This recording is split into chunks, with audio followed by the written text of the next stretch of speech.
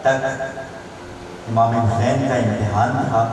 اب قافلہ شام کی طرف روانہ ہے اور بی بی زینب کا امتحان شروع ہو چکا. کربلا امام حسین کا امتحان اور آزمائش، شام کا دربار، کوفہ کا بازار، جناب عابد بیمار کی آزمائش میں جناب زینب کا امتحان. کربلا کہتی تھی اے بنت علی کیا کہنا، کربلا کہتی تھی اے بنت علی کیا کہنا، جنگ فرزند نبی تم نے لڑی کیا کہنا، واہ یہ جرت و ثابت قدمی کیا کہنا، واہ یہ جرت و ثابت قدمی کیا کہنا، ارے تم سے ہارا ہے یزید اموی کیا کہنا، تم سے ہارا ہے یزید اموی کیا کہنا، ارے تم نے اسلام کے غدار کو غدار کہا، تم نے اسلام کے غدار کو غدار کہا، اور ظلم کو ظلم کہا، اور سرے دربار کہا، ظلم کو ظلم کہا اور سرے دربار کہا. ہمارے لاکھوں درود و سلام بی بی زینب کے نام. گزارش کر رہا ہوں علی جناب محترم علامہ ذاکر بیگ محترم. بسم اللہ الرحمن الرحیم. الحمدللہ رب العالمین والصلاة والسلام علی اشرف الانبیاء والمرسلین ثم صلاة علی ابراہیم وعلی ابراہیم سیدنا حبیبنا جد الحسن والحسین ابو القاسم محمد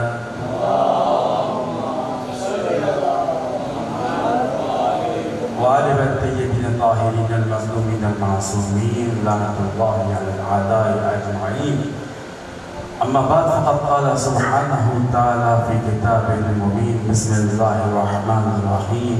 اذا جاء نصر اللہ والفتح ورأیت الناس يدخلون في دین اللہ افواجا فسبح بحمد ربک واستغفر انہ کان توابا. صلوات.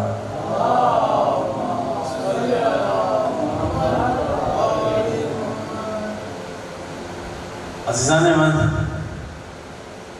آج پروردگار کا کھربوں بار شکر کہ اس نے ہمیں چنا کہ یہاں اس فرش عزا پہ ہم آئیں اور اپنے نامہ اعمال میں وہ چیز شامل کریں کہ جس کو ذکر محمد و آل محمد کہا جاتا ہے.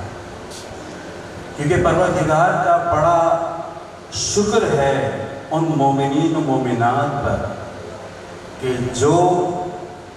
جن کو پروردگار کی سب سے زیادہ برگزیدہ ہستی، اتنی برگزیدہ کہ جو شافع محمد و آل محمد ہیں. بی بی سیدہ جو ترتیب نزولی کے اعتبار سے ہے، لیکن ہم جس قرآن کو پڑھتے اور لکھتے ہیں وہ ترتیب سعودی کے اعتبار سے ہے. اسی وجہ سے 30ویں پارے میں یہ آیت میں ملتی ہے، سورت میں ملتی ہے. سورہ نصر پروردگار فرماتا ہے اذا جاء نصر اللہ والفتح، کہ پروردگار کی طرف سے نصرت آئی اور فتح نصیب ہوئی.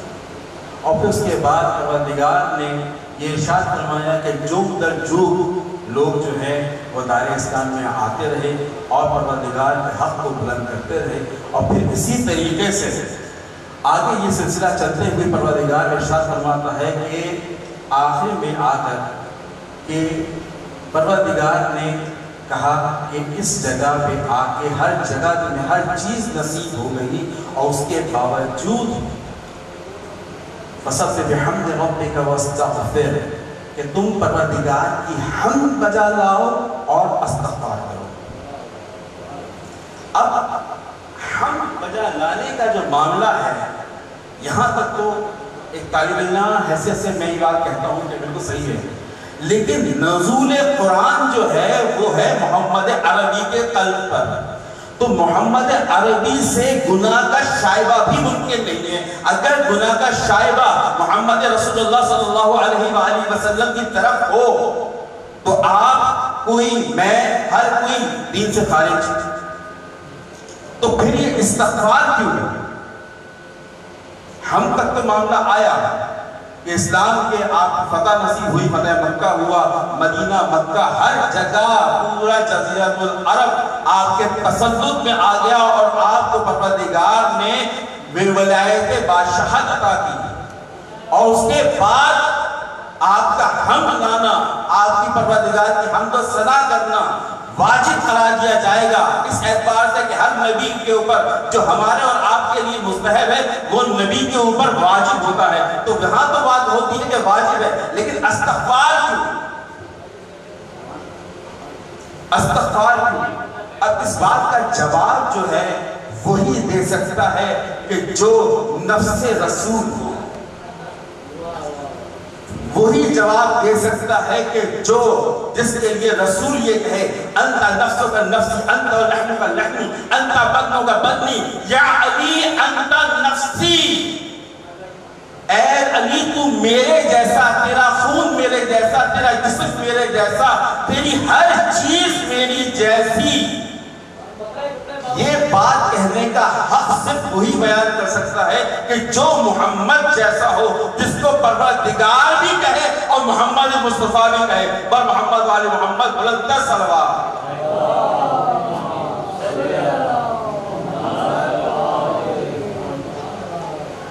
تو اسی طریقے سے کوفے کا جگہ تھی اور مولا تشریف فرما تھے. پورے عرب کے اصحاب رسول کے بہترین مفسر قرآن موجود تشریف فرما اور کہتے ہیں کہ آج آپس میں کہتے ہیں کہ ابن عباس دیکھنا آج ہم علی کا امتحان کیسے لیتے ہیں.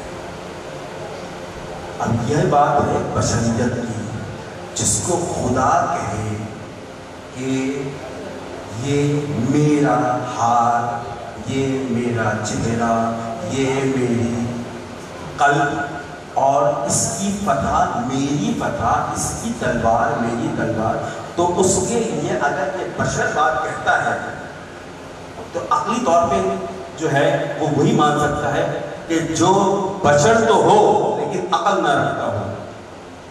کیونکہ مولائی ہونے کے لیے سب سے بلند ترین جو شرط ہے وہ یہ ہے کہ کوئی بھی شخص اس وقت تک مولا علی کا مولائی نہیں ہو سکتا کہ جب تک اس کے پاس عقل نہ ہو. اب اسی وقت پروردگار کی مشیت نے ان کو ان کی حوالے سے پھرایا. سب تشریف فرمائیں, امیر المومنین بھی آگے بیٹھ گئے اور تشریف فرمائیں. ایک سائل آیا, آ کے کہتا ہے یا علی کیا کروں, پریشان ہوں, کھانے کو کچھ نہیں ہے, بہت مصیبت میں ہوں. آپ نے کہا استغفار پڑھو. اس نے کہا ٹھیک ہے, چلا گیا. پھر دوسرا شخص آیا, اس نے کہا یا علی بہت آرزو ہے, اولاد نہیں ہے, شادیاں کرتے چلا جا رہا ہوں, اولاد نہیں ہو رہی. امیر المومنین نے کہا استغفار پڑھو. پھر اس کے بعد تھوڑی دیر بعد ایک اور شخص آیا اور کہا یا علی ہمارے گھر کی طرف جو ہے ایک پورا گاؤں ہے, اس جگہ ہم نے ایک نہر جاری کی تھی جو خشک ہو گئی ہے, اب بتاؤ ہم کیا کریں. تو آپ نے کہا استغفار کرو. اب یہاں بات ہوئی, اب اس جو امیر المومنین کی یعنی نفس رسول کو امتحان لینے والے جو اپنے طور پہ تھے, گھٹنا دبا کر کہتے ہیں کہ یار یہ کیا, ہر بات کا ایک ہی جواب استغفار. اب فوراً وہ بولتا ہے کہ جو عالم نہیں ہو, جو عالم کائنات ہو, وہ بولے گا, وہ نہیں بولے گا. اس لیے کہ اس کا رب جو ہے وہ تمام تقاضے پورے کر رہا ہے کہ اس کو بولنے کی ضرورت ہی نہیں ہوا. اب جب یہ سلسلہ ہوا تو اس کے بعد پھر ایک شخص آیا اور آگے کہتا ہے یا علی ہم نے باغ لگایا, سب کچھ ہوا, کیڑے کھا گئے باغ کو. اب پریشان ہیں، باغ تو ہے، جگہ ہے، لیکن پھل نہیں آ رہا، کیا کریں؟ آپ نے کہا استغفار۔ اب ان سے صبر نہ ہوا، فوراً کہنے لگے کہ یہ بتاؤ علی کیا صرف استغفار ہی سب کچھ ہے؟ تو پھر میرے مولا نے سورہ نور کی ایک آیت تلاوت کی، اور ابتدائی آیت کے ترجمے کے اوپر ہمیں فوکس کر رہا ہوں کیونکہ وقت کی قلت ہے۔ اب اس کے بعد جو ہے امیر المومنین نے یہ ارشاد فرمایا کہ اللہ فرماتا ہے کہ استغفار کرو میں تمہیں اولاد دوں گا، استغفار کرو میں تمہیں اولاد جو ہے رزق دوں گا، استغفار کرو میں تمہیں نہریں جاری کروں گا، استغفار کرو میں تمہیں باغ دوں گا۔ جب یہ بات کہہ دی اب ان کی سمجھ میں آئی، اور اس کے بعد کہتے ہیں یا علی سمجھ میں نہیں آیا، ایسا لگا کہ یہ سورہ نور کی جو آیت تم نے جو میں پاس تلاوت کی، یہ ایسا لگا کہ جیسے آج ہم نے پہلی مرتبہ سنا۔ میرے مولا نے بڑا پیارا جواب دیا، تاریخ کے اندر یہ بہت بہترین شرح نہج البلاغہ کے اندر جو ہے شیعہ سنی سب نے اس کو کوٹ کیا ہے، اور بہت پیارا جواب ہے کہ جب تک دلوں پر مہریں لگی ہوتی ہیں، ختم اللہ علی قلوبہم، پروردگار جب کہہ دیتا ہے کسی کے لیے دلوں پہ مہریں لگ جاتی ہیں، تب تک کچھ نہ دکھائی دیتا ہے، نہ سنائی دیتا ہے، نہ سمجھ میں آتا ہے، اور نہ سوچتا ہے۔ تو جب یہ صورتحال ہوئی تو اس کے بعد جو ہے اب کا سب لے گئے، لیکن اب عزیزان محترم ہم یہاں فرش عزا پہ بیٹھے ہیں۔ فرش عزا پہ ہمیں یہ پتا ہے کہ دنیا کی تمام نعمتوں کا خزینہ جو ہے وہ ہے فرش عزا، لیکن کیا وجہ ہے کہ آج ہمارا جوان جو ہے فرش عزا سے دور ہے؟ کیا مجلس حسینی فقط یہ ہے کہ آؤ اور امیر المومنین کے فضائل پہ جھومو اور مسائل پہ رو اور پھر گھر چلے جاؤ؟ قطعاً نہیں۔ فضا اگر توحید پہچاننی ہے نہج البلاغہ سے پہچانو، اگر انسانیت پہچاننی ہے تو نہج البلاغہ سے پہچانو، اگر بشریت کے تقاضے پورے کرنے ہیں تو نہج البلاغہ سے جانو، اور اگر قرآن کو قرآن کی طرح سمجھنا ہے تب بھی نہج البلاغہ کو مطالعہ کرنا پڑے گا۔ یہ ہے میرے مولا کی چند کلمات کی تاثیر یہ ہے۔ سوچو کہ جب چند کلمات کی تاثیر یہ ہے، اور اس جگہ کے اوپر ان کے کلمات کی تاثیر یہ ہے کہ سن 40 تک امیر المومنین جو تھے وہ اغیار کے سامنے دست و گریباں تھے اور لڑ رہے تھے اسلام کو بچانے کے لیے، اور 40 کے بعد سے آج تک فضائل علی ہیں جو مستقل اپنے محاذ کے اوپر ڈٹے ہوئے ہیں۔ محمد و آل محمد صلی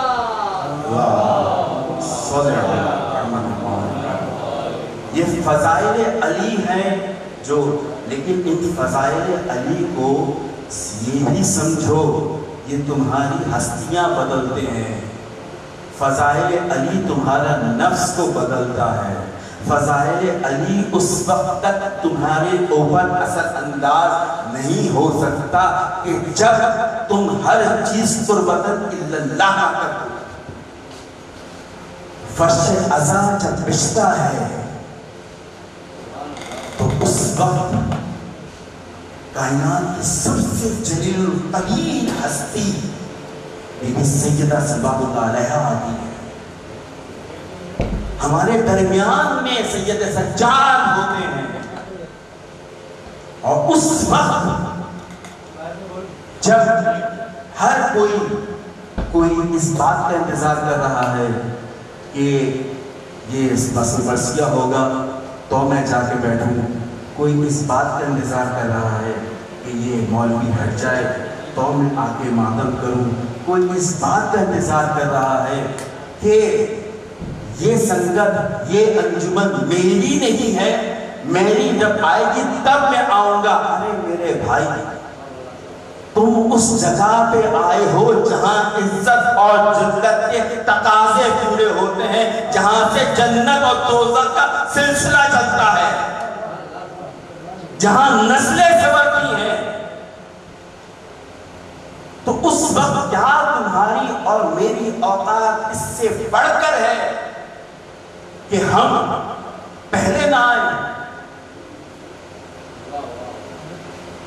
کیا ہم میں سے کوئی ایک کہہ سکتا ہے کہ ہم سید سجاد سے بڑے ہیں؟ کوئی نساء العالمین سے بڑھ کر عورت نہیں کہہ سکتی ہے اپنے آپ کو، قطعاً نہیں کہہ سکتی۔ اور یہ فرش عزا وہ ہے، امام صادق علیہ السلام فرماتے ہیں اللہم صلی علی محمد وآل محمد، کہ جب تمہیں بیمار ہو تو فرش عزا پہ جا کر بیٹھو اور گہری گہری سانسیں لو، تمہارے جسم کی تمام بیماریاں دور ہو جائیں گی۔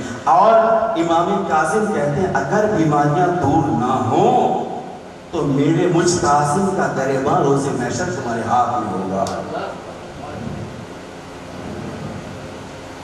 سانس لینے سے جب تمہاری چیزیں ہیں تو سوچو، آج آپ ایک چھوٹا سا مطالعہ کریں، معاشرے کے اندر کتنی کثافتیں ہیں، لیکن اس کے باوجود فرش عزا چاہے حالات اچھے ہوں یا برے پھر بھی بچھ رہی ہے، اس لیے کہ شکم کے اندر جب میں اور آپ ہوتے ہیں تو ہماری مائیں بہنیں بیٹیاں اس فرش عزا کی زینت بنتی ہیں، اور یہاں سے وہ نور ہمارے اندر منتقل ہوتا ہے کہ جس کو ذکر آل محمد کہتے ہیں۔ آل محمد بلند کر صلی اللہ صلی علی محمد وآل محمد۔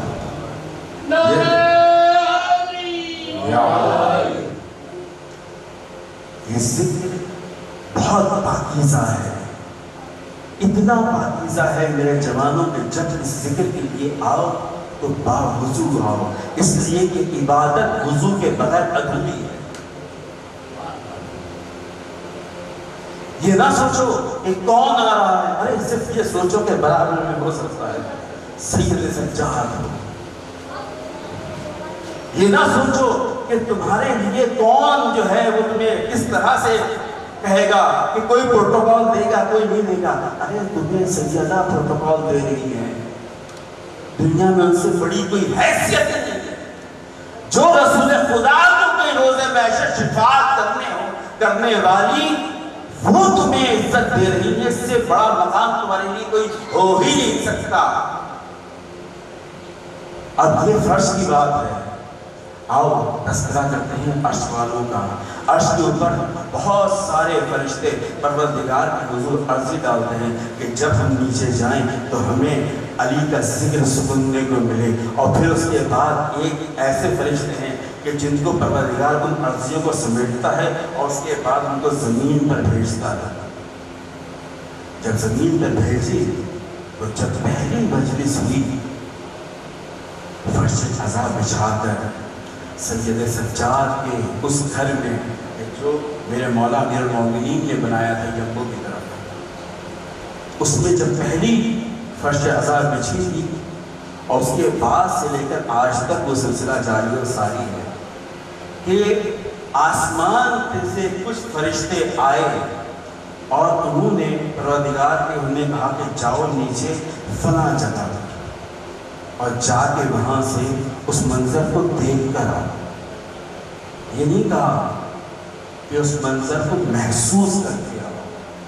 انسان اور فرشتے میں یہ ایک فرق ہے کہ فرشتہ صرف وہ کرتا ہے جو اللہ کہتا ہے، انسان کو عقل بھی ہے۔ لیکن یہاں معاملہ کچھ اور ہو گیا۔ آئے، مجلس تمام ہو چکی تھی، فرشتے آئے، ان کو ایسی خوشبو ملی اس فرش عزا اور اس عزا خانے کی کہ انہوں نے اپنے پروں سے مس کرنا شروع کی۔ اور اس کے بعد جب وہ آسمان پہ گئے تو آسمان پہ جانے کے بعد جب وہاں پہ تمام ملائکہ نے ان کو گھیر لیا اور کہا بتاؤ کہاں سے آ رہے ہیں؟ ایسی خوشبو تو ہم نے یا کہیں بھی نہیں سنی۔ یہ تو خوشبو وہ بھی نہیں ہے کہ جو عالم سے لے کر خاتم تک ہمیں ملی ہو۔ ایسی معطر کرنے والی خوشبو کہاں سے لے کر آئے ہو؟ تو فرشتوں نے جواب دیا ہمیں پروردگار نے دیکھنے بھیجا تھا، اس خوشبو نے ہمیں مجبور کیا کہ اپنے پروں کے اندر سمو لیں، اور اس در و دیوار کو ہم نے اپنے پروں سے مس کیا، اور اس کے بعد ہم یہاں آئے ہیں، اور اس وقت سے لے کر اب تک پورا عرش الہی اس خوشبو سے معطر ہے۔ یہ ہے عزاداری کا فرش۔ عزادار کی بات نہیں کر رہا میں بھی، عزادار کا مقام تو اور بلند ہے، یہ ہے عزاداری کا فرش۔ اب عزاداری کا جب یہ سلسلہ ہوا تو پھر اس کے بعد دوسری ایک روایت کامل زیارات کے اندر امام صادق علیہ السلام سے ملتی ہے کہ امام صادق علیہ السلام فرماتے ہیں اللہم صلی علی محمد و آل محمد، کیونکہ وقت کی تنگی کو دیکھتے ہوئے جلدی آپ کے سامنے عرض کر رہا ہوں کہ حوض کوثر سے سیراب ہونے کا ہر مومن و منافق جس کے دل میں اسلام ہے، جو سمجھتا ہے خود کو کہ وہ مسلمان ہے، اس کی آرزو ہے کہ وہ حوض کوثر پہ سیراب ہو۔ حوض کوثر کو بھی کچھ کوئی سیراب کر سکتا ہے؟ سوچو ذرا، یہ تمہاری آنکھوں کے حسین کے نام پہ نکلنے والے، یہ میں نہیں کہہ رہا، امام صادق کہہ رہے ہیں کہ یہ تمہاری آنکھوں سے جو آنسو نکلتے ہیں، ان کو فرشتوں کی ڈیوٹیاں ہوتی ہیں کہ ان آنسوؤں کو سمیٹیں اور اس کے بعد حوض کوثر میں ڈالیں۔ امام فرماتے ہیں کہ 1000 گنا اس کی مٹھاس میں اضافہ ہو جاتا ہے۔ یہ عزادار کے آنسو ہیں۔ سوچو تمہاری آنسوؤں کی حیثیت یہ ہے تو تمہاری اپنی حیثیت کیا ہوگی؟ دنیا میں کوئی بھی ٹائٹل لگا لو، لیکن دنیا میں جو پروردگار کے نزدیک سب سے بہترین ٹائٹل ہے وہ ایک عزادار کا ہے، اس سے بہترین کچھ اور نہیں ہے۔ اسی لیے 40 کے اوپر شیعہ، سنی، دیوبندی، ہر مسلک کا، ہر مذہب کا بندہ جو ہے امام حسین کے پاس جا کر جو ہے سلام عقیدت پیش کرتا ہے، کیونکہ بقول جوش کہ اسلام کو بیدار تو ہونے دو، ہر قوم پکارے گی ہمارے یہاں حسین، ہر قوم پکارے گی ہمارے یہاں حسین۔ ہندوستان کا لکھنؤ کا واقعہ ہے، زیادہ عرصہ قرآن کی 20 سال پرانا عرصہ ہے۔ وہاں پہ عالم نے جو ہے چیٹ کے دوران بتایا، اس کے بعد کچھ علماء نے اس کو مجلس کے اندر بھی جو ہے بتایا۔ دوران طالب علم یہ واقعہ سنا تھا، اور اس کے بعد اس کے تشدد بہت سارے وقت فقط زیارت کے ٹائم پر ملاقات ہوتی رہی۔ تو ایک ہندو برہمن تھا جو حسینی برہمن کہلاتے ہیں،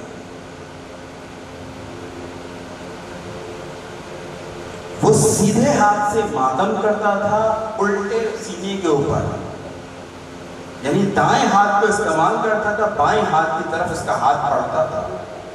جب اس کا انتقال ہوا تو پورے شمشان کے ہر بندے نے ہر چیز آزما کے دیکھ لی، اس کا ہاتھ جھلس ضرور گیا تھا، جل نہیں پا رہا تھا، اس کا وہ بایاں سینہ جھلس گیا تھا، جل نہیں پا رہا تھا، کہ جس پر مولا حسین کے نام کو ماتم کیا جاتا تھا۔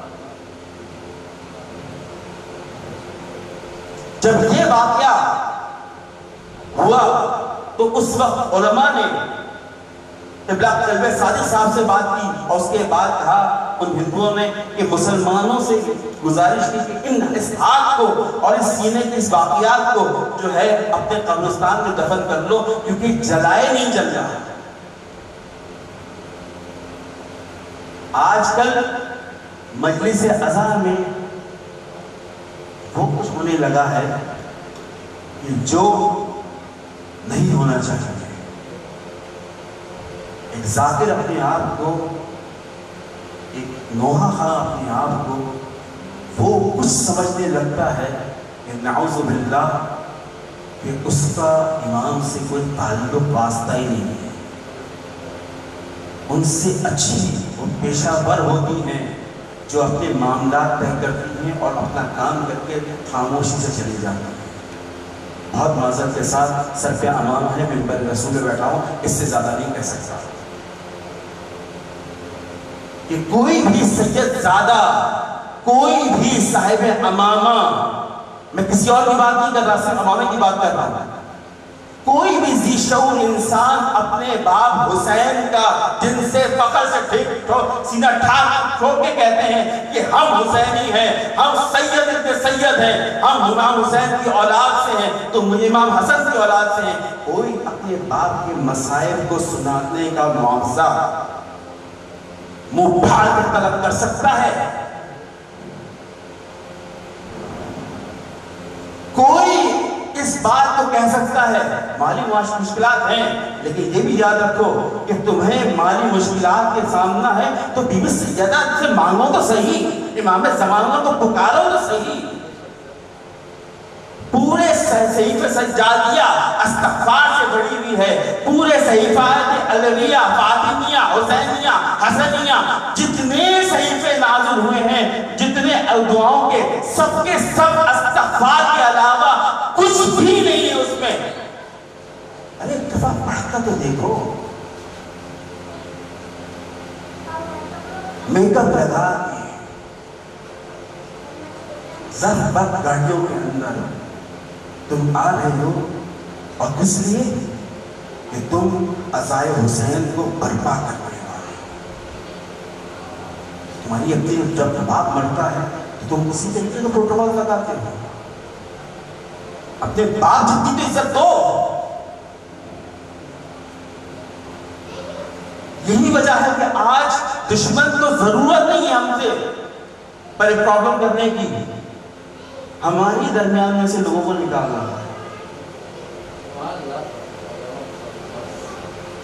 یہ باتیں ممبروں سے اب نہیں ہو رہی ہیں.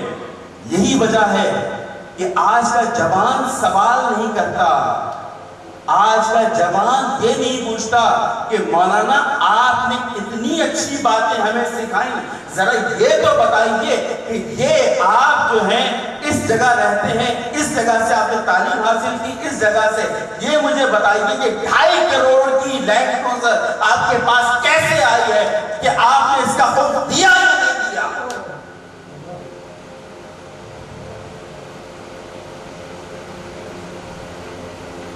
یہ باتیں مجلسوں سے اب نہیں ہو رہی ہیں، فرش ازا سے نہیں ہو رہی ہیں، جبکہ ہونی چاہیے. اس لیے کہ اگر یہ باتیں ہمارے معاشرے میں بچوں کو پتہ چلیں گی تو بچے ہمارے کردار حسینی کو اپنے اندر سموئیں گے، اپنے جگر، اپنے جسم کے، کیونکہ ہمارے اندر حسینیت ہماری ماؤں کی وجہ سے ہے. باپوں نے اپنی جگہ کچھ کر دیا. ایک جگہ چھوٹا سا کام اس نے اتنی اچھی عزاداری کے لیے ہو کیا، بھائی اس کے پاس صاحب جائیداد ہے، روزگار اچھا ہے، زمینیں ہیں، اس کے وہ کر سکتا ہے.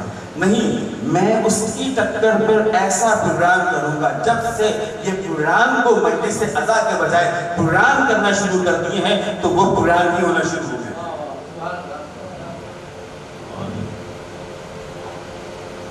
کہ اس نے 50 دے گی کی، میں 50 سے نہیں 60 کروں گا. یہ نہیں سوچا کہ جس کو پتا ہے نا کہ گھر ہم لوگ پاس سے مجلس کے نام پہ نکالتے ہیں تو مولا نام پر کچھ تبرک نظر سے پہلے نکالتے ہیں پھر نظر نکالتے ہیں، تو اس کا ایک دانہ پاک ہوتا ہے. کوئی بھی ذی شعور انسان جس کے وسائل نہیں ہیں، ارے بی بی سیدہ تو تم سے کہتی ہے کہ پانی پلا کر تم ہمارے عزاداروں کا سیراب کرو، فرش عزا بچھاؤ. بس میں اس جگہ سے واقف ہوں، میں ان جگہوں پہ موجود رہا ہوں کہ جو زندان کے معاملات تھے، اور اس کے بعد پتا تھا کہ اگر حسین کو کے نام دیا جائے گا تو کمر توڑ لیں گے. لیکن شاباش ان جوانوں پر، اگلے مار مار کے تھک گئے. یہ یا حسین کہتے ہوئے نہ تھکے. یہ ہے ماتمی. آج دیکھو بارش ہوتی ہے، ہر چیز ہوتی ہے، میرے مولا کا نام کیسے سر بلند ہے. پوری دنیا میں اپنا زور لگا کر دیکھ لیا، لیکن جو سیدہ سے رسول خدا کا وعدہ پروردگار نے کیا تھا وہ آج تک ہے اور انشاءاللہ ابد تک رہے گا. اور صرف ابد تک نہیں رہے گا، ہم تو وہ ہیں جو قرآن کی تفسیر پڑھتے ہوئے یہ دیکھتے ہیں کہ جب دھکے دے کر جنت میں داخل کیے جا رہا ہوگا اس وقت جو ہے عزادار حسینی کہیں گے کہ ایک جھلک ہم رک جاؤ فرشتوں، دھکے مت دو، ہمیں ایک جگہ رک جاؤ، کیونکہ ہمارا مولا حسین ہمارے سامنے، ہم اس کی زیارت کر رہے ہیں. اس زیارت کے لیے جس کے لیے جو ہے میں نے کئی ایسے لوگوں سے میں مل چکا ہوں اپنی صحابتی زندگی کے دوران کہ جن کی زبانیں کاٹی گئی ہیں دور صدام میں، ان کو گولیوں سے بھونا گیا ہے، صرف ان کا قصور زیارت امام حسین علیہ السلام تھا. پاکستان کے لیے ان لوگوں کو مل چکا ہوں، لیکن ان کا جذبہ جسم سے ان کا ایسا ہے کہ زمین سے وہ جس بستر سے اٹھ نہیں سکتے، لیکن ان کی ہر نس کے اندر یا حسین یا حسین یا علی کہنے والے دنیا میں بہت ہیں، لیکن یا علی کہہ کر یا حسین کرنے والے فقط تم ہو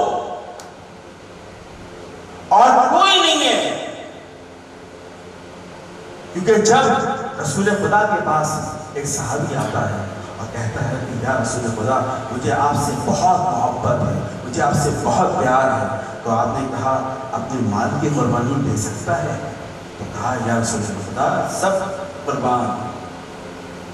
دروازے پہ مسجد کے دروازے پہ مٹی میں اٹا ہوا ابو تراب داخل ہوتا ہے. کائنات کا مولا یہودی کے باغ میں مزدوری کر کے آ رہا ہے اور اس کے بعد رسول خدا دیکھ کر مسکرا رہے ہیں اور کہہ رہے ہیں سبحان اللہ یا علی، سبحان اللہ یا علی، سبحان اللہ یا علی. اس وقت وہ صحابی کہتا ہے کہ یا رسول خدا مجھے علی سے بھی بہت محبت ہے، بہت پیار ہے. جب میں علی کو دیکھتا ہوں میرے جسم کے اندر نئی روح اٹھ جاتی ہے. تو رسول خدا نے کہا تھوڑا سا صبر کر رہے صاحب، تھوڑا سا صبر کر. علی سے محبت کرتے ہو، دعویٰ یہ کر رہے ہو؟ ہاں. تو کہا تم یہ بھی قربان کرنے کے لیے تیار ہو جاؤ. عزت، ناموس، شرم، تمہاری جو ہے مال، ہر ایک چیز حتیٰ کہ تمہاری جان تک قربان کرنی پڑے گی ولایت علی کے حوالے سے. اب بھی محبت کرتے ہو؟ تو پہلے وہ ٹھٹکا یہ کہتا ہے مولا، جب مولا کو مولا کہہ دیا تو پھر جو ہو. یہاں وہ ٹھٹکنا اس کا بشری تقاضا تھا، لیکن اندر سے اس کے مولائیت نے جب جنم لیا تو پھر اس نے نتیجے کی پرواہ نہیں کی. یہاں سے شیعہ شروع ہوا رسول خدا کے دور سے شیعان علی کا تصور، اور جو آج تک چلا رہا ہے. قرآن کے اندر کبھی بھی کسی نبی کے اصحاب کے لیے اصحاب کا لفظ استعمال نہیں ہوا، شیعہ کا ہوا. اسی لیے علی کے لیے بھی، کیونکہ علی تو وہ ہے نا کہ جو نفس رسول ہے، اور نفس رسول کے لیے پروردگار وہ جملہ سلیکٹ کرے گا جو اس کو خود پسند ہو. اسی لیے پروردگار نے شیعہ کا لفظ استعمال کیا. شیعہ ایسے دوست کو کہتے ہیں کہ جو عزت، ناموس، ہر چیز تم پر نچھاور کرتے اور اس کے بعد اف نہ کریں.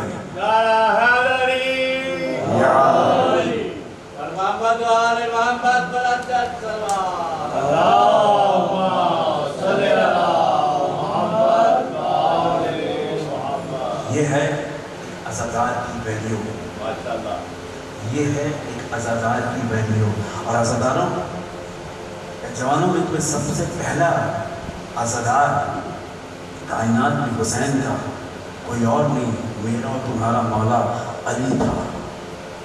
جب صفین کے میدان میں جب گزر رہے تھے تو اس جگہ جب مسجد جب واقع جو زمین نینوا میں گزرے، اس کے بعد آپ نے گھوڑے رکوا دیے اور مالک سے کہا کہ مالک یہاں قیام کریں گے۔ ابن عباس نے پوچھا کہ کیا وجہ ہے؟ وہ زمین پر آئی اور اس کو ہاتھ میں لیتے ہوئے رو رہے تھے اور کہتے جاتے تھے کہ اس جگہ میرا حسین شہید ہوگا، اس جگہ اس کے بچے شہید ہوں گے، اور ایک ایک مقام میرے مولا نے اپنے تمام آوان و انصار کو بتایا۔ اب یہ جو کہتے ہیں نا کہ دو شہزادوں کی جنگ تھی اور یہ تھا، عالم ملکوت کے اندر جو چیزیں طے ہو چکی ہیں وہ کچھ زمین کے اندر کچھ تبدیل نہیں ہوا کرتی، کیونکہ جو ایک وہ ہوتا ہے جس کو دنیا بناتی ہے، چند ملتے ہیں اور اس کے بعد ایک دو تین جو بھی بناتے ہیں، اور ایک وہ ہوتا ہے کہ جو پروردگار بناتا ہے اور اس پروردگار نے جو کچھ بنا دیا اس کے لیے 12 کی حد لگا دی، 12 کی حد ہے۔ اب جب میں نے سرنامہ کلام کے اندر کہا تھا کہ استغفار کرنے، تو استغفار کے لیے اب آپ بتائیے امت مسلمہ کے اندر سورہ انفال کے اندر پروردگار فرماتا ہے کہ اے رسول جب تک تم زندہ ہو استغفار کرتے رہو گے تمہاری امت پر عذاب نہیں آئے گا، اور اس کے بعد تمہارے بعد جو تم جیسا ہوگا وہ استغفار کرے گا تو تمہاری امت کے اوپر عذاب نہیں آئے گا۔ آج یہ بتا دیجئے جتنے اسلام کے چیمپئن ہیں ان میں سے کوئی ایک نہ ٹھوک کر کہہ دے کہ میرے استغفار کی وجہ سے پروردگار کا عذاب نہیں آیا۔ کوئی نہیں کہہ سکتا، کہہ وہی سکتا ہے کہ جو خود علی ہو یا علی جیسا ہو، جو خود محمد ہو یا محمد جیسا ہو۔ اسی لیے محمد نے کہا تھا کہ انا اولنا محمد، انا اوسطنا محمد، علنا ونحن علا کلنا محمد، میں بھی محمد، میرا درمیانی محمد اور ہمارا آخر بھی، اور ہم سب کے سب محمد ہیں۔ اب سمجھ میں آتی ہے، بچوں کے لیے عرض کر رہا ہوں کہ جب بھی ہماری یہاں دعائیں آتی ہیں جتنی دفعہ یا محمد کو کہا جاتا ہے اتنی دفعہ یا علیو کہا جاتا ہے، اور اتنی ہی دفعہ یا علیو کہا جاتا ہے اتنی دفعہ یا محمد کہا جاتا ہے، کیونکہ محمد علی کے بغیر اور علی محمد کے بغیر ہو ہی مکمل نہیں سکتے۔ اگر یہ دونوں ایک دوسرے کے بغیر مکمل نہیں ہیں تو یقین کر لو کہ کوئی ایک ہے دنیا میں جو پردے غیبت کے اندر میرے اور تمہارے لیے استغفار کر رہا ہے، کیونکہ آج امت مسلمہ کے اندر وہ تمام خرابیاں ہیں کہ جو تمام قوموں پہ عذاب نازل کر کے پروردگار نے ان قوموں کو نیست و نابود کر دیا، آج تمام کے تمام جگہ پر وہ سب کام ہو رہے ہیں۔ لیکن میرا قائم ایسا ہے کہ جو استغفار کر رہا ہے۔ نوجوانوں کے لیے ایک فقہی مسئلہ بھی بیان کرتا چلوں کہ جو عموماً کہتے ہیں نا بچے ہمارے یہاں کہا جاتا ہے کہ چھلکے والی مچھلی کھانا بغیر چھلکے والی نہیں کھانا، اس لیے کہ ایک دفعہ جب کوفے کے اندر جو ہے امیر المومنین کسی کو سزا دے رہے تھے، کوڑے مار رہے تھے، تو اس وقت جو ہے ایک صحابی نے کہا عمار نے سوال کیا، یا یہ نہیں کہا یا علی، یہ نہیں کہا یا خلیفۃ اللہ، یہ کہا یا مولا، کیونکہ مولا کے معنی سردار کے ہیں، دوست کچھ نہیں ہوتا۔ اگر دوست ہوتا تو جتنے بھی یہاں سے عراق سفر کرنے والے ہیں ایئرپورٹ پہ سب ان کو جو ہے وہ رفیقی کہہ کے مخاطب کرتے ہیں، ورنہ پھر مولا کہہ کے مخاطب کر رہے ہوتے ہیں۔ سعودی عرب کے اندر جانے والے جتنے بھی جو جاتے ہیں سب کے سب وہاں پر جو ہے وہ یہ کہتے ہیں یا رفیقی، یا رفیقی، تفضل تفضل، ادھر آؤ ادھر آؤ، یہاں پہ آؤ، دوست کہہ رہے ہوتے ہیں۔ اگر مولا کے معنی دوست کے ہوتے ہیں، سردار کے ہیں، اگر سردار کے نہ ہوتے تو قرآن کے اندر مولا نہ ہوتا۔ اور رسول خدا کا جب قصیدہ پڑھا جاتا ہے سیدہ سیدی یا مولائی کہا جاتا ہے، تو ہر جگہ سے یہ باتیں ان کے منہ پہ ماری جاتی ہیں کہ جو دنیا میں بناتے ہیں۔ ہمارا معاملہ ہی جدا ہے، ہم وہ بات ہی نہیں کرتے جو دنیا میں بنتی ہے، ہم تو وہ معاملہ کرتے ہیں جو عرش الہی سے نازل ہوتی ہے، کیونکہ ہمارا نبی وہ کہتا ہے جو پروردگار نے اس کو سکھلایا، جو وحی کے صورت میں آیا، اس کے علاوہ کچھ نہیں کہتا. اور میرا مولا کہتا ہے کہ میرے علی کے پاس جو علم ہے لعاب دہن مصطفیٰ ہے. اور محمد والے محمد بلند کا صلوات.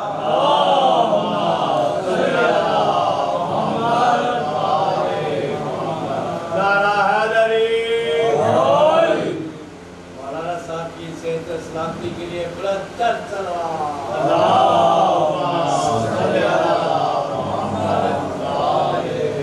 زندگیوں میں اپنی علی علی کرو اس طرح سے جیسے حسینی کرتے ہیں، تو پھر تمہیں میں سے بہلول جنم لیں گے، تمہیں میں سے میثم تمار جنم لیں گے، تمہیں میں سے مقداد و قنبر و ابو ذر ہوں گے، سلمان ہوں گے.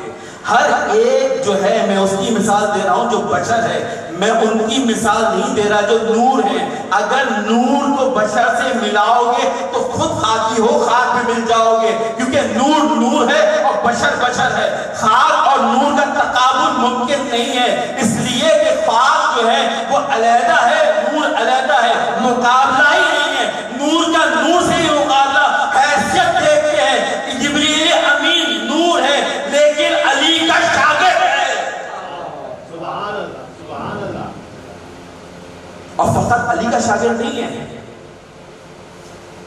12 کے 12 علی کا شاگرد ہے. کیونکہ وہی نازل ہونے کا معاملہ ختم ہوا رسول خدا کی طرف. حاطف وحی جو ہے وہ آج تک جاری ہے. اگر جاری نہ ہوتی تو عزا خانوں کے اندر معجزے نہ ہو رہے ہوتے. صاحب معجزے وہیں کے لیے ضروری ہے کہ صاحب معجزہ بھی ہو، اور صاحب معجزہ جو ہے ہمارا قائم موجود ہے. کیا وجہ ہے کہ دنیا کے اندر کسی کو بھی پکارو ایک وقت وہ تمہاری بات نہیں سنے گا، لیکن یہ وہ ہے کہ جس کو دنیا میں جتنی بار پکارا جاتا ہے، اپنا پکارے یا غیر، وہ سب کی مدد کو آتے ہیں کیونکہ نور ہے. محمد والے محمد صلوات. نور کو نور تک رکھو. آج ہمارے یہاں اسی لیے پیری مریدی کے معاملات کو جو ہے ایک طرف سائیڈ لائن کیا جاتا ہے، کیونکہ پیری مریدی کے چکر کے اندر جو ہے پروردگار کی وحدانیت کے معاملات آتے ہیں. کیونکہ ہم اہل بیت کے ماننے والے ہیں.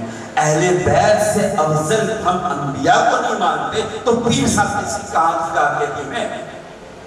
نعرہ حیدری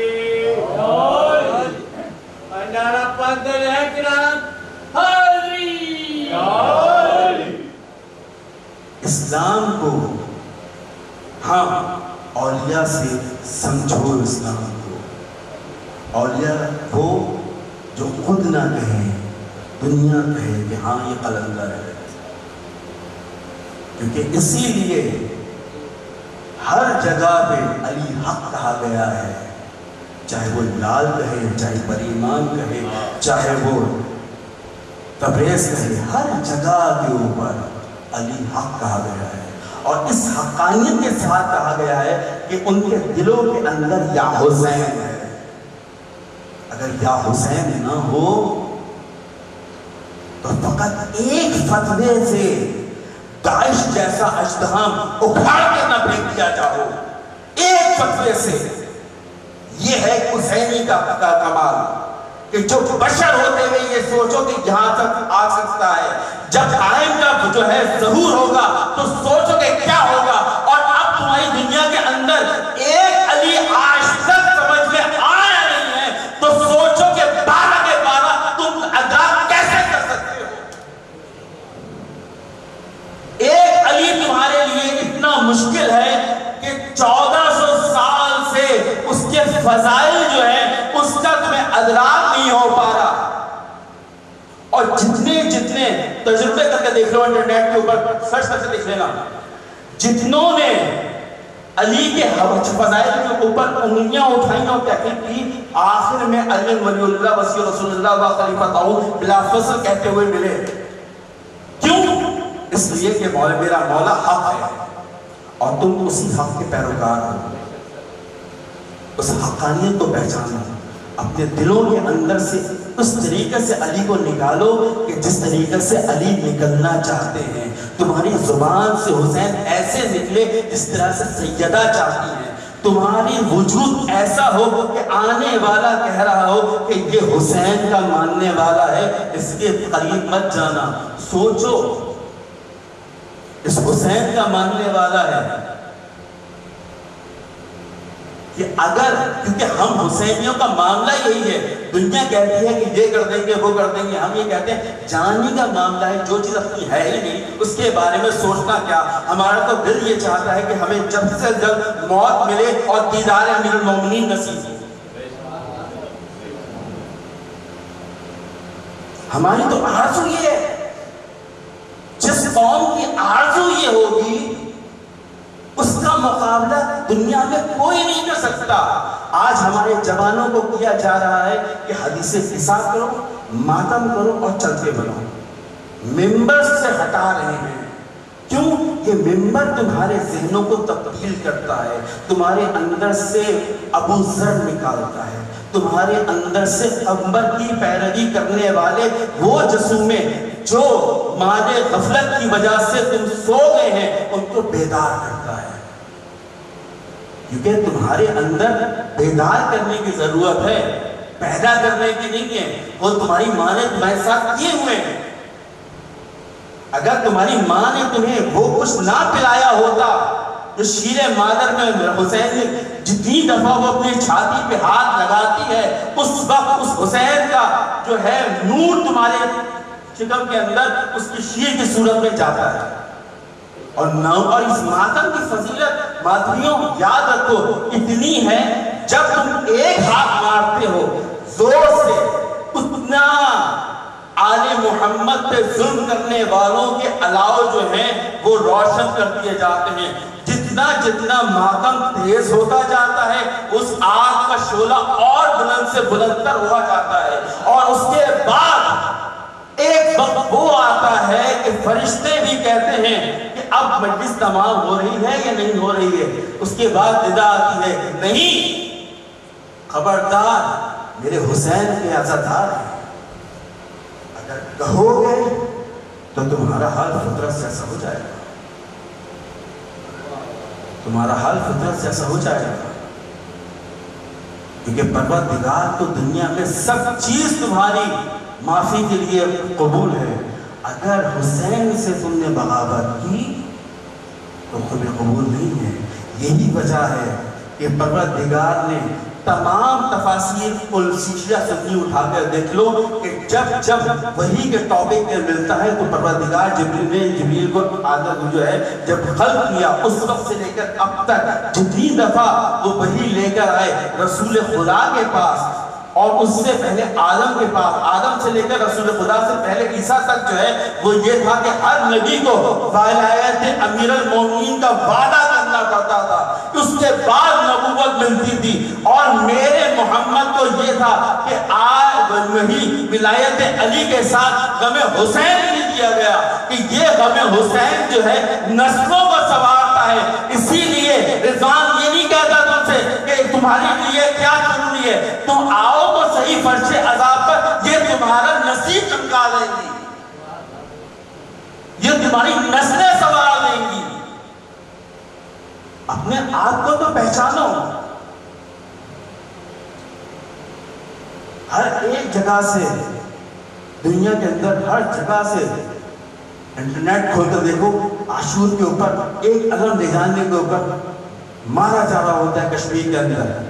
لیکن سبحان اللہ آزادانوں کا کہ پورے شہرہ پر فقط ایک حسینی ہے، لیکن وہ عباس کا علم دے کر عباس کی فضائل کے طریقے سے جو ہے اس جگہ پہ ڈٹا ہوا ہے. یہی وجہ ہے کہ آج مدافعین حرمین کے اندر جتنے جوان شہید ہوتے ہیں وہ اس لیے نہیں شہید ہوتے کہ ان کو کسی ملک سے مسئلہ ہوتا ہے، ان کو اس لیے مسئلہ ہے، ان کو صرف ایک بات پہ ہے کہ بی بی زینب کا روزے کا ایک بال بھی باقی نہ ہو، ہماری جانیں قربان۔ یہ ہے عزیزانو تمہاری ہمت، یہ ہے تمہاری عزت، اور یہ عزت ایسے نہیں بنی اور محمد و محمد بلندر صلوات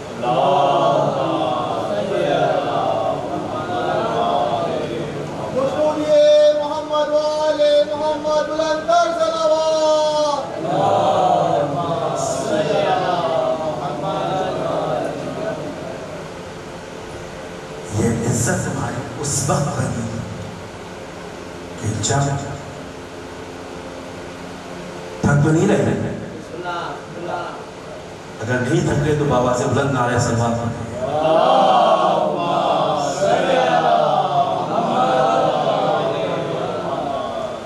یہ عزت اس وقت سے بننا شروع ہوئی کہ جب بسر سعد نے ایک کارواں کو زینب کے حوالے، نسان کے کارواں کو، اور اس ایک کارواں کو جس پہ ناکوں پہ کچھ بیویاں سوار کی گئی تھیں اور بچے سوار کیے گئے تھے، ان کا ساربان بنایا تھا سید سجاد۔ یہ 2 سالار تھے، لیکن ابھی یہ وقت کے یزید کے پاس ابن زیاد کے دربار نہیں پہنچے، وہاں پہنچے تو اس سے پہلے خولی سر حسین لے کر پہنچ چکا تھا، اور اس وقت سر حسین پتہ ہے نا کہ شمر نے 13 ضربوں اور 14 ضربوں سے ان جو ہے خنجر سے کاٹا تھا۔ اس وقت کیا تھا کہ جب ابن زیاد نے دیکھا تو کہا، فوراً کہا کسی حجام کو بلا کر۔ یہ وہ مسائل پڑھ رہا ہوں کہ جو ابن حمید نے، حمید بن مسلم کہتا ہے، ابن مسلم کہتا ہے کہ اس وقت شہزادیاں آئیں نہیں، سید سجاد آئے نہیں دربار میں، حجام کو بلایا، قصائی کو نہیں بلایا، کیونکہ اگر علی کا ماننے والا ہوتا تو عقل ہوتی۔ حجام کو بلایا، اور حجام نے جو جگہ جگہ سے میرے مولا کا کھال جو جگہ جگہ سے صحیح طور پہ کٹی نہیں تھی اور ٹیڑھی میڑھی، نعوذ اللہ میں کہہ رہا ہوں لیکن مجبور ہوں نوجوانوں کو بتانے کے لیے کہہ رہا ہوں کہ اس کو کینچی سے کاٹ کاٹ کے اس نے برابر کیا، تاکہ جب دشت میں آئے تو کوئی جسم کی گردن کی کھال یہاں وہاں نظر نہ آئے۔ اس طریقے سے یہ کارواں چلتا ہوا شام کی جانب بڑھنے لگا، اور عزیزانو آج 2 سفر ہے نا، اس 2 سفر کی بڑی کربناک مصیبت ہے۔ یکم سفر اور 2 سفر کے معاملات بڑے کربناک ہیں کہ بازار شام سے یزید ملعون کے محل کا راستہ جو 40 یا 45 قدم بتایا جاتا ہے، سیدانیاں 3 دن 3 شب 3 دن کھڑی نہیں اور وہ طے نہ کر سکی، اور ہر ایک جگہ سے ان کے لیے جو ناکوں پہ سوار تھے، جو گھوڑوں پہ سوار تھے، وہ اپنے ہاتھ میں جو کچھ تھا وہ مارتے جاتے تھے، اور اوپر سے عورتیں کوئی پانی پھینکتی تھی، کوئی انگارے پھینکتی تھی، اور اس وقت جو ہے ایک ننھی بچی یہ کہتی تھی، امام باقر فرماتے ہیں کہ سوگنامہ آل محمد سے یہ میں پڑھ رہا ہوں کہ امام باقر فرماتے ہیں کہ میں اور سکینہ ساتھ ساتھ سید سجاد کے تھے، اور میرے بابا کے ساتھ تھے، اور میرے بابا اپنی جکڑی میں حالت کے باوجود ہمیں اپنے حصار میں کرنے کی کوشش کرتے تھے۔ اس وقت یزید نے جا کر ہند سے کہا، ہند باغیوں کا جو ہے وہ کارواں آ پہنچا ہے اور دربار میں ان کے استقبال کی تیاریاں ہو رہی ہیں، تو تو بھی آ جا۔ ہند نے کہا، ہند کو تو جانتے ہو نا، ایک ایسی ہند وہ ہے جو امیر المومنین کے گھر میں شفایاب ہوئی اور مولا حسین نے اسے شفایاب کیا، اور بی بی زینب نے اس کو پردہ سکھایا۔ وہ ہے جو اپنے مولا کے لیے ایک لفظ یزید سے نہیں سنتی تھی، اور زبردستی اس کا نکاح حاکم شام نے اپنے ملعون بیٹے سے کیا تھا۔ ہند نے کہا، تمام عورتوں نے کہا، تمام بنو امیہ کی خواتین نے کہا کہ ہند تجھے بھی جانا پڑے گا، اب سنو ذرا۔ ہند نے کہا میری کچھ شرائط ہیں یزید، مجھے ایک بلند مقام پہ تو رکھنا، میں درباریوں کے ساتھ، کیونکہ تیرا دربار ہے شرابی، اور شرابی کے دربار میں نہیں جا سکتی، کیونکہ میں وہ ہوں جس نے علی کے گھر میں پرورش پائی ہے، میں نہیں جا سکتی۔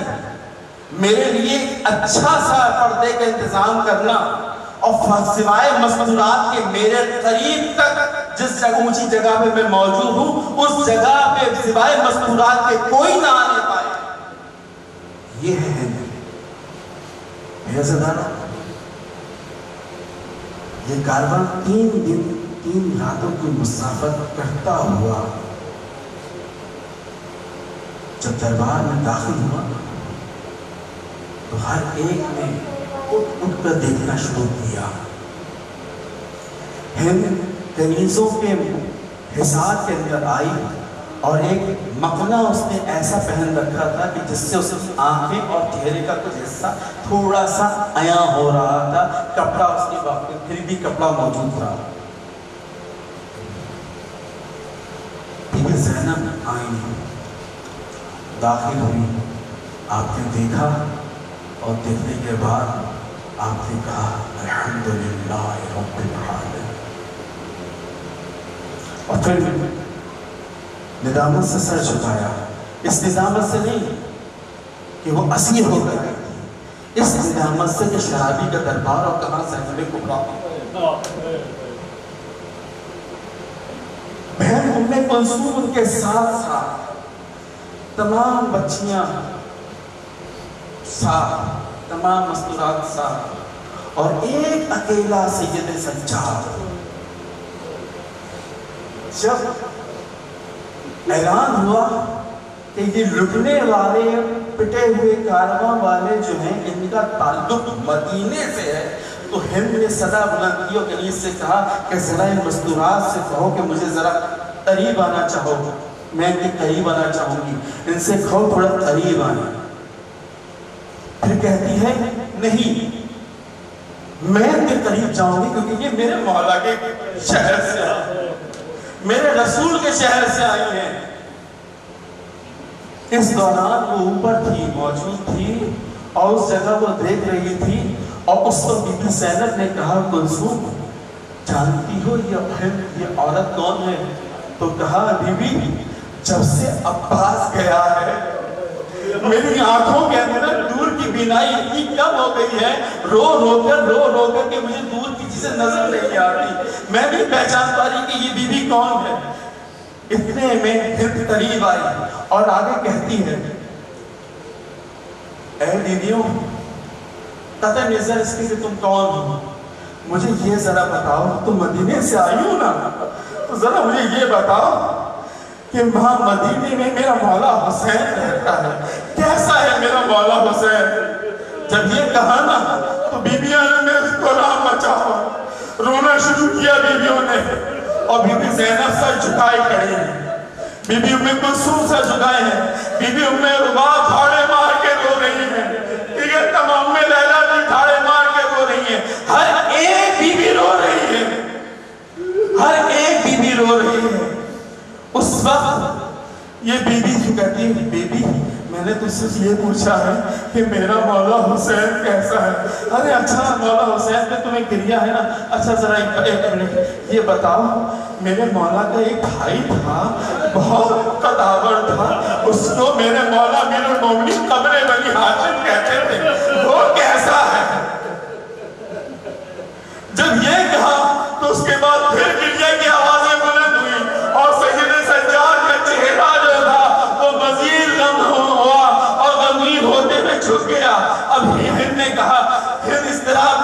ہے اچھا چلو ٹھیک ہے، اس کا نام پوچھتی، میں نہیں پوچھتی، تم لوگ تمہیں اذیت ہو رہی ہے، میں اس کا نہیں پوچھتی۔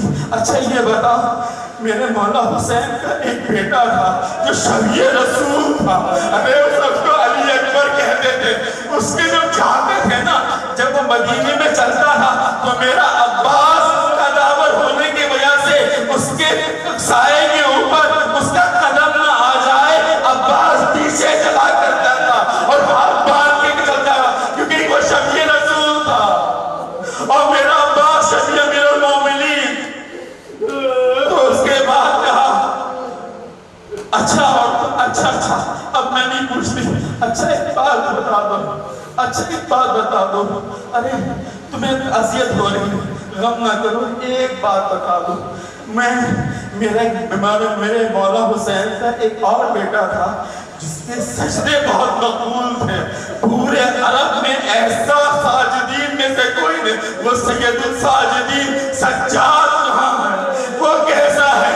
اس کے بعد بیوی سے صبر نہیں ہوا، کہتی ہے ہند تم نے سب کا پوچھا، تم نے زینب کا نہ پوچھا، تم نے کلثوم کا نہ پوچھا۔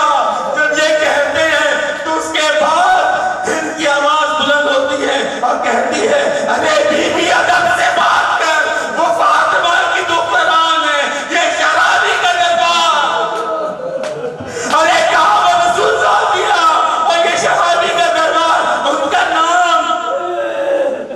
تو کہتی ہے، اب بیوی نے اپنا سر آگے کیا اور کہتی ہے اے ہند ذرا غور سے دیکھ، میں ہی زینب کبریٰ ہوں اور یہ ام کلثوم ہے، اور وہ تشت میں جو سر رکھا ہے نا، وہ سر وہ ہے جس کا تو پہلے پوچھ رہی تھی، میرا بھائی حسین، میرا ماچایا حسین، اور وہ جو تھیلے میں ہے نا، جو بار بار خون ٹپک رہا ہے، اور وہ تھیلے میں ہونے کے باوجود بھی وہ سر کبھی دائیں ہو رہا ہے کبھی بائیں ہو رہا ہے، اس سر کو وہ نیزے پہ نہیں ٹکتا، وہ سر میرے بھائی عباس کا میرے بنی ہاشم کا ہے۔ اس کے بعد وہ روکتے ہوئے کہتی ہے ارے بیوی، اور تو پوچھتی ہے یہ جو سب سے پہلا سر دیکھ رہی ہے یہ علی اکبر کا سر ہے، اور وہ جو جھگڑے بیڑیوں میں توپ میں جھگڑا ہوا ہے یہ سید سجاد اب عابد بیمار ہے، اور وہ جو ننھا سا سر تو دیکھ رہی ہے علی اکبر کے بعد وہ حسین کا سب چشمہ علی اصغر ہے۔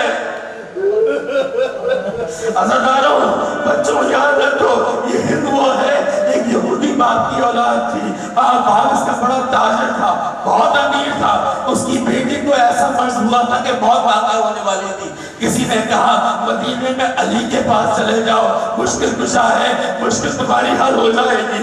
امیر المومنین کے پاس آئی اور اس کے بعد کہا کہ میرے امیر المومنین نے کہا میرے بیٹے حسین کو بلاؤ، قبر سے کہا حسین کو بلاؤ، حسین آئے اور اس کے بعد ایک تشت پانی میں ایک کوزے میں پانی منگایا اور حسین سے کہا بیٹا حسین اس پہ اپنا ہاتھ رکھ دے، ہاتھ رکھ کے وہ پانی دیا، شفایاب ہو گئی، اور اس کے بعد اس نے کہا میں اپنی موسم کو دیکھنا چاہتی ہوں، اس گھر میں آئی اور اس کے بعد مولا اس نے کہا ہماری یہ پردے کا بڑا اہتمام ہے، وہ مسجد کے پاس لے کر جاؤ۔ بی بی زینب نے اس کو پردہ کرنا سکھایا، بی بی زینب نے ہند کو یہودیہ سے مسلمان بنایا، بی بی ام کلثوم نے انہیں قرآن پڑھایا، بی بی مولا حسین کی عاداتوں کی تکبیروں پہ بچ پڑی ہوئی، وہ ہے ہند۔ عزاداران امام جب یہ سننا تھا ہند نے جب یہ دیکھا تو دیکھنے کے بعد سیدھے گئی اور جا کے یزید کے پاس گئی اور اپنا مخنہ اتار کے یزید کے منہ پہ مارا، اے بے شرم، اے بے غیرت عورت کی اولاد، اے غلام زادے، اے یزید ملعون، تو نے ہند کو دیکھا جب ظالم میں تو یزید نے اپنی عبا اتار کر ہند کے سر پہ ڈالی اور کہتی ہے یہاں تک بے مخنہ و چادر، بے مخنہ و چادر تو لیتا آیا ہے۔ عزاداران امام یہ اتنی مصیبتیں یہاں کم نہیں ہوتی، اس سے آگے بھی بہت مصیبتیں۔ عزاداران امام یہ تو دور سفر کی مصیبت ہے نا، آج اس کا تذکرہ کر رہے ہو نا تم لوگ کہ جو ثانیہ زیادہ ہے، جو خفان یہ خدیجہ ہے جو زینب الکبریٰ ہے. ارے پورے کربلا میں یہ بیوی کبھی بھی اپنے لب جگران مولا محمد کو نہیں روئی. جب تمام جگہ پہ سب جانے لگے اس کے بعد تو سب آئے اور کہا کہ کوئی سروں کا والی وارث ہے. اس وقت بیوی نے کہا ہاں یہ میرے لب جگر ہے, یہ محمد ہے, میں ان کی ماں.